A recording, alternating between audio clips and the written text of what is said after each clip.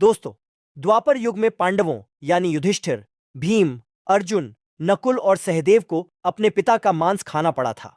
सुनने में भले ही आपको आश्चर्यजनक लगे, लेकिन पौराणिक कथा के अनुसार पांडव भाइयों को अपने मृत पिता के मांस को खाना पड़ा था। दोस्तों, कथा के मुताबिक पांचों पांडवों के पिता पांडु थे। पांचों पांडव का जन्म महाराजा पांडु के वीर्य से नहीं हुआ था। दरअसल एक ऋषि ने पांडु को श्राप दिया था कि अगर वो किसी भी स्त्री से शारीरिक संबंध बनाएंगे तो उसी क्षण उनकी मौत हो जाएगी। वैसे तो उनकी दो रानियां थीं, कुंती और माद्री, लेकिन पांडु के ऊपर ऋषि के श्राप का इतना खौफ था कि उन्होंने कभी कुंती और माद्री के साथ शारीरिक संबंध नहीं बनाए।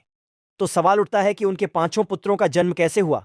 दरअसल दोस्तों, पांडु की पत्नी कुंती को दुर्वासा ऋषि ने वरदान दिया था कि अगर कभी भी वो किसी भी देवता का आह्वान करके उनसे संतान प्राप्ति का वरदान मांगती हैं तो उनका यह वरदान जरूर पूरा होगा।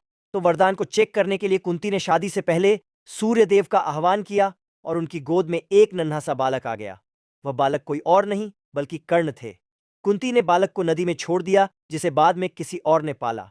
और तब राजा पांडु के साथ विवाह के बाद कुंती ने एक एक करके कई देवताओं का आह्वान किया।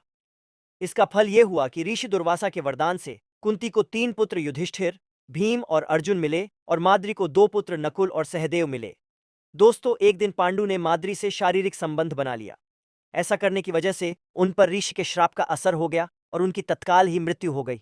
और क्योंकि पांचों पांडवों में पिता का कोई अंश नहीं था, इसीलिए पांडु की यह इच्छा थी कि उनके पांचों बेटे उनकी मृत्यु के बाद उनके शरीर का मांस कुछ मात्रा में खा लें, ताकि उनका कुछ अंश, कुछ कौशल बच्चों के अंदर भी आ जाए।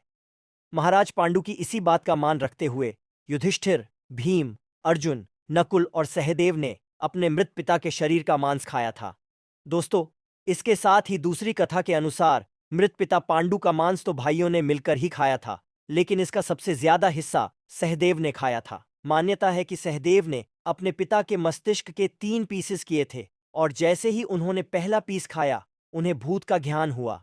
दूसरा पीस खाते ही उन्हें वर्तमान का ज्ञान और तीसरे पीस पर उन्हें भविष्य का ज्ञान हो गया था। इसलिए ही दोस्तों कहा जाता है कि पांचों पांडवों में सबसे ज्यादा ज्ञानी सहदेव ही थे।